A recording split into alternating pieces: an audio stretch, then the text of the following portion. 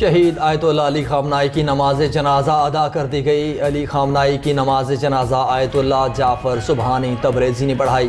علی خامنائی کے ساتھ ان کی بہو، بیٹی اور نواسی کی نماز جنازہ بھی ادا۔ نماز جنازہ میں علی خامنائی کے بیٹے مسعود، میثم اور مصطفیٰ کی بھی شرکت۔ رہبر اعلیٰ مجتبیٰ خامنائی سیکیورٹی وجوہات کی وجہ سے نماز جنازہ میں شریک نہ ہوئے۔ گرینڈ امام خمینی مصلی میں نماز جنازہ کے دوران رکعت آمیز مناظر ہر آنکھ اشک بار نظر آئی۔ ایرانی صدر مسعود پزشکیان سمیت اعلیٰ حکومتی عہدیداران اور لاکھوں افراد کی شرکت۔ شہید علی خامنائی کی نماز جنازہ میں 100 ممالک سے وفود بھی شریک ہوئے۔ ایرانی پاسداران انقلاب کے کمانڈر احمد وحیدی بھی نماز جنازہ میں موجود تھے۔ دارالحکومت تہران میں مرکزی تعزیتی جلوس کل ہوگا۔ علی خامنائی کا جسد خاکی 7 جولائی کو قم منتقل کیا جائے گا۔ قم میں آیت اللہ ناصر مکارم شیرازی نماز جنازہ پڑھائیں گے۔ 8 جولائی کو عراقی شہر نجف اور کربلا میں تعزیتی تقریب شیڈیول۔ شہید رہنما کو 9 جولائی کو مشہد میں حضرت امام علی رضا علیہ السلام کے روضے کے احاطے میں سپرد خاک کیا جائے گا۔ علی خامنائی کی نماز جنازہ میں ایرانی قیادت کو نشانہ بنا سکتے تھے، لیکن ہم نے ایسا نہیں کیا۔ امریکی صدر ڈونلڈ ٹرمپ کا کہنا ہے کہ امریکہ ایک ہی حملے میں ساری ایرانی قیادت کو ختم کر سکتا تھا۔ اگر ایسا ہوتا تو پھر مذاکرات کے لیے کوئی نہ بچتا۔ ایٹمی پروگرام پر مذاکرات کا راستہ کھلا رکھنے کے لیے حملہ نہیں کیا۔ ایٹمی مذاکرات 1 ہفتے کے لیے مؤخر کرنے پر اتفاق کیا ہے۔ وقفے کے دوران دونوں ممالک ایک دوسرے پر حملہ نہیں کریں گے۔ علی خامنائی کی تدفین کے بعد مذاکرات دوبارہ شروع ہوں گے۔ امریکی صدر نے یہ بھی کہا کہ اسرائیلی وزیر اعظم نیتن یاہو جانتا ہے باس کون ہے۔ نیتن یاہو نے ملاقات کی درخواست کی جو آئندہ ہفتے متوقع ہے۔ امریکہ عظیم ہے اور ہمیشہ عظیم رہے گا۔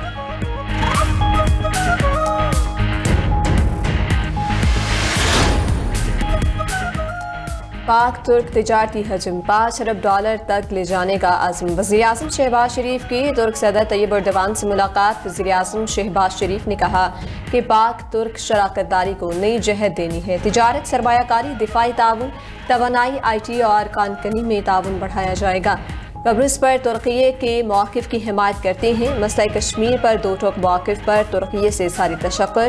اس موقع پر ترک صدر رجب طیب ایردوان بولے کہ پاکستان میں سرمایہ کاری کی حوصلہ افزائی کریں گے۔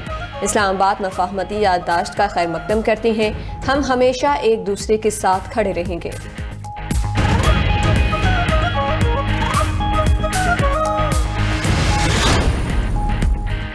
اگلے 2 ماہ میں امریکہ اور ایران کے درمیان مستقل اور پائیدار امن قائم ہو جائے گا۔ وزیر اعظم شہباز شریف کا ترک میڈیا TRT ورلڈ کو انٹرویو۔ کہا کہ پاکستان کی طرف سے امن کے لیے ثالثی کے کردار پر فخر ہے۔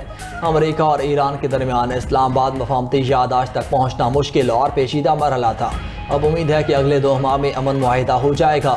موجودہ حالات میں سب کو امید اور مثبت سوچ کے ساتھ آگے بڑھنا چاہیے۔ وزیر اعظم شہباز شریف دورہ ایران اور ترکیے کے بعد وطن واپس پہنچ گئے۔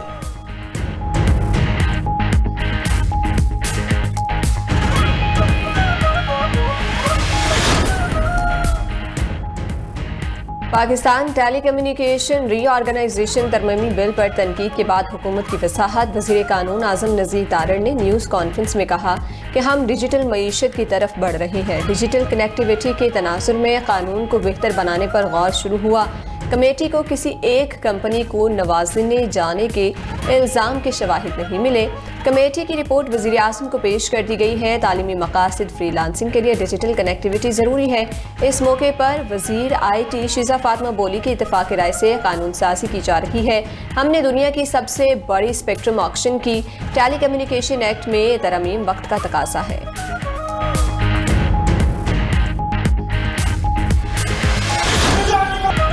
قوم کے بہادر سپوت کیپٹن کرنل شیر خان کا آج 27واں یوم شہادت۔ کیپٹن کرنل شیر خان کی قبر پر پھولوں کی چادر رکھی گئی۔ 1999 کی کارگل جنگ میں غیر معمولی بہادری دکھانے پر انہیں پاکستان کے سب سے بڑے فوجی اعزاز نشان حیدر سے نوازا گیا۔ کیپٹن کرنل شیر خان نے اپنے ساتھیوں کے ساتھ مل کر دشمن کے کئی حملوں کو ناکام بنایا۔ کیپٹن کرنل شیر خان نے دشمن کے قدم اکھاڑ دیے اور اسے بھاری نقصان اٹھانا پڑا۔ بھارتی فوج کے بریگیڈ کمانڈر نے کیپٹن کرنل شیر خان شہید کی بے وقوفی اور دلیری کا اعتراف کیا۔ تینوں مسلح افواج کا شہید کارگل کو زبردست خراج عقیدت۔ فیلڈ مارشل عاصم منیر نے شہید کو گراں قدر قربانی پر خراج عقیدت پیش کیا۔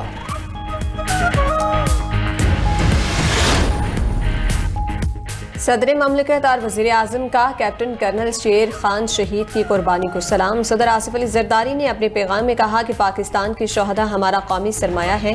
قوم اپنے شہداء کی قربانیوں کی مقروض ہے۔ انہی قربانیوں نے پاکستان کے دفاع کو ناقابل تسخیر بنایا۔ وزیر اعظم شہباز شریف نے کہا کیپٹن کرنل شیر خان شہید کی قربانی ملکی عسکری تاریخ کا درخشاں باب ہے۔ وزیر داخلہ محسن نقوی نے کہا کہ ارض پاک کے عظیم بہادر بیٹے کو قوم کا سلام۔ وزیر اعلیٰ پنجاب مریم نواز نے پیغام میں کہا کہ دشمن بھی کیپٹن کرنل شیر خان شہید کی بہادری کا معترف ہے۔ کیپٹن کرنل شیر خان شہید نے جرأت اور بہادری سے دشمن پر ہیبت طاری کر دی۔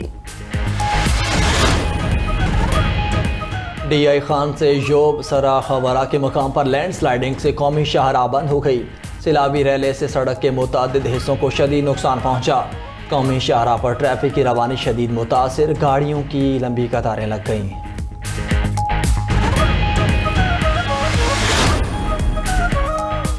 وینزویلا میں تباہ کن زلزلوں سے ہلاکتوں کی تعداد 2954 ہو گئی۔ مقامی حکام کے مطابق زلزلے سے 16,500 افراد زخمی ہوئے۔ اب تک ہزاروں افراد لاپتہ ہیں جن کی تلاش کے لیے امدادی کارروائیاں جاری ہیں۔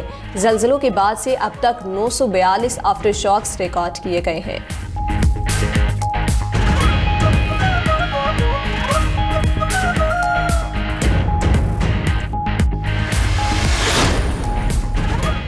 جنگ بندی معاہدے کے باوجود اسرائیل کے جنوبی لیبنان میں حملے۔ ایک شخص جامع خبر ایجنسی کے مطابق اسرائیلی فوج نے سیکیورٹی زون کے اندر فائرنگ کر کے لیبنانی شہری کو نشانہ بنایا۔ اسرائیلی فوج کے المنصوری اور طلوسہ کے قصبوں پر بھی حملے، متعدد افراد زخمی ہو گئے۔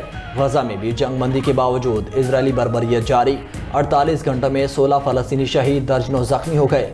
غزہ میں شہداء کی مجموعی تعداد 73,100 ہو گئی۔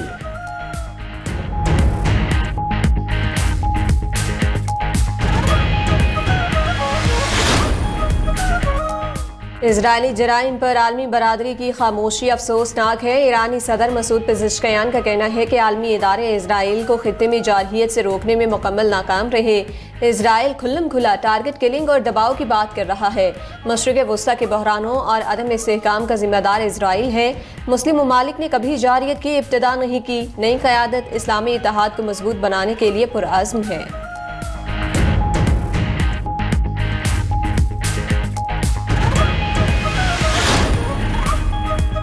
مصر نے دی اوکٹاگون کے نام سے نئے اور وسیع اسٹریٹجک کمانڈ ہیڈ کوارٹرز کا افتتاح کر دیا۔ صدر عبد الفتاح السیسی کا کہنا ہے کہ مصر امن کے خواہش مندوں کے لیے امن کا پابند ہے۔ نیا ہیڈ کوارٹر مسلح افواج کی تمام شاخوں کے لیے منصوبہ بندی اور ہم آہنگی کو یقینی بنائے گا۔ جدید ترین ٹیکنالوجی کے استعمال سے چیلنجز کا مؤثر طریقے سے مقابلہ کرنے میں مدد ملے گی۔ خطے میں اسٹریٹجک اہداف حاصل کریں گے۔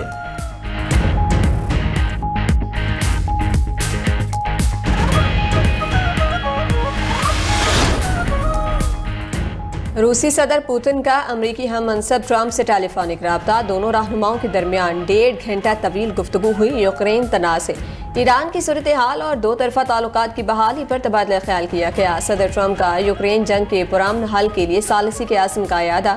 صدر پوتن نے میدان جنگ میں روسی افواج کی پیش قدمی سے آگاہ کیا۔ یوکرینی صدر زیلنسکی کا بھی امریکی صدر ٹرمپ سے ٹیلی فونک رابطہ۔ فرنٹ لائن کی تازہ صورتحال پر تبادلہ خیال ہوا۔